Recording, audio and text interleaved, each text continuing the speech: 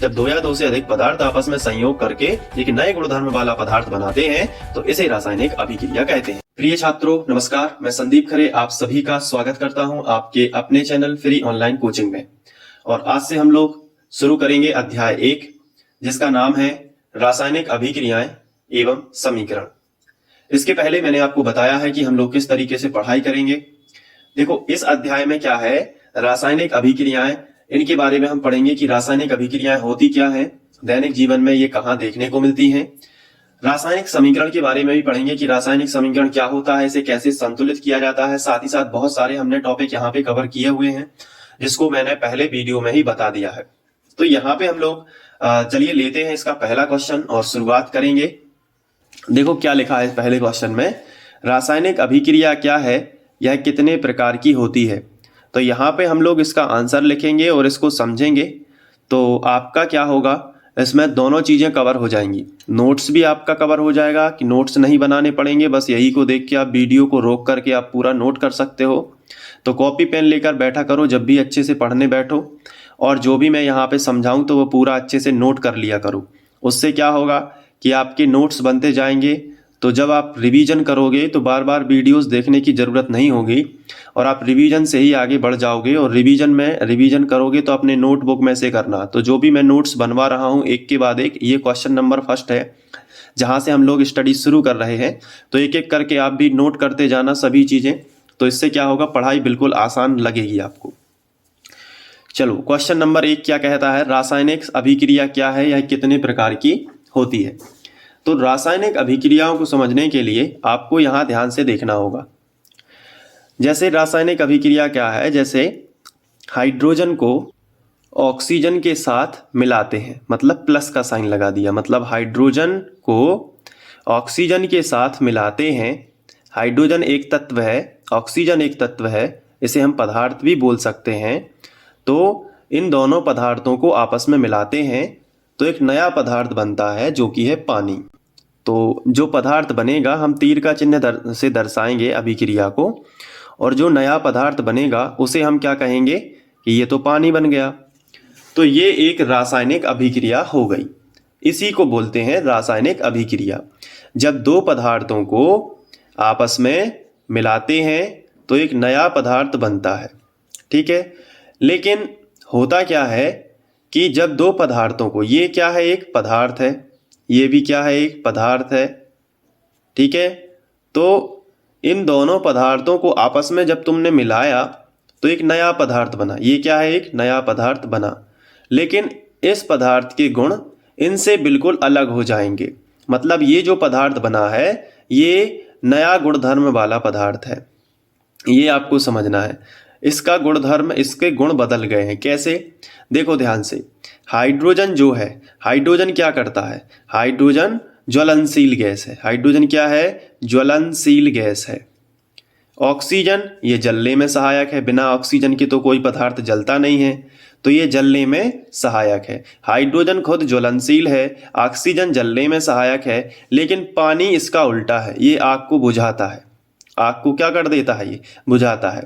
तो ये आग को बुझाता है। तो अब आप समझ गए होंगे कि जब दो या दो से अधिक पदार्थ आपस में संयोग करके एक नए गुणधर्म वाला पदार्थ बनाते हैं तो इसे रासायनिक अभिक्रिया कहते हैं। दो पदार्थ हैं, दो से अधिक भी हो सकते हैं, कोई तीसरा पदार्थ भी हो सकता था इसके साथ प्लस में। तो जब दो या दो से अधिक पदार्थ, ध्यान से समझना है, जब दो या दो से अधिक पदार्थ आपस में संयोग करके एक नए गुणधर्म वाला पदार्थ बना लेते हैं। नए गुणधर्म क्यों बोल रहे हैं, क्योंकि जो पदार्थ बनता है इसके गुण जिनसे मिलके बना है इनसे बिल्कुल अलग होता है, तो इसे बोलते हैं नया गुणधर्म वाला पदार्थ। और यह क्या है, रासायनिक अभिक्रिया। तो इसका आंसर आप किस तरीके से लिखोगे, देखो ध्यान से। जैसे ही ये क्वेश्चन एग्जाम में आएगा तो सबसे पहले आप हेडिंग डालोगे रासायनिक अभिक्रिया।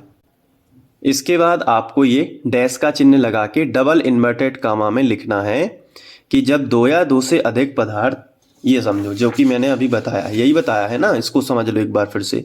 दो या दो से अधिक पदार्थ आपस में संयोग करते हैं, एक पदार्थ और भी हो सकते हैं। तो दो या दो से अधिक पदार्थ आपस में क्या करते हैं, जब संयोग करते हैं तो एक नए गुणधर्म वाला पदार्थ बनता है। याद तो हो ही गया, बिल्कुल सरल है। जब दो या दो से अधिक पदार्थ आपस में संयोग करके एक नए गुणधर्म वाला पदार्थ बनाते हैं तो इसे रासायनिक अभिक्रिया कहते हैं। यही हम यहाँ पे लिखेंगे। जब दो या दो से अधिक पदार्थ आपस में अभिक्रिया करके या संयोग करके, फिर लिखेंगे नए गुणधर्म वाला पदार्थ बनाते हैं तो इसे रासायनिक अभिक्रिया कहते हैं। तो इस तरीके से आपको लिख लेना है। देखो कितनी सिंपल भाषा है रासायनिक अभिक्रिया की। अभी नोट कर लेना इसको नोट्स में।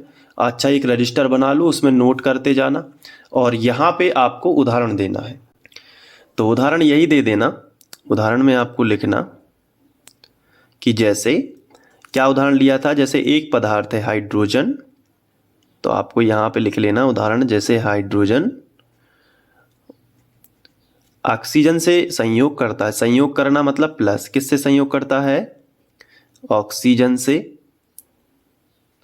तो जब हाइड्रोजन ऑक्सीजन से संयोग करता है तो क्या बना देता है? पानी या जल बना देता है। तो यहाँ पे लिख लेना पानी, कोष्टक में लिख लेना जल बनाता है। तो इसके गुणधर्म बिल्कुल अलग होते हैं। तो ये आप एक उदाहरण लिख सकते हो। और भी उदाहरण हो सकते हैं, जैसे ये उदाहरण नंबर 1 हो गया। और भी आप लिख सकते हो। देखो क्या लिख सकते हो। सेकंड नंबर पर आप ये लिख देना कि जब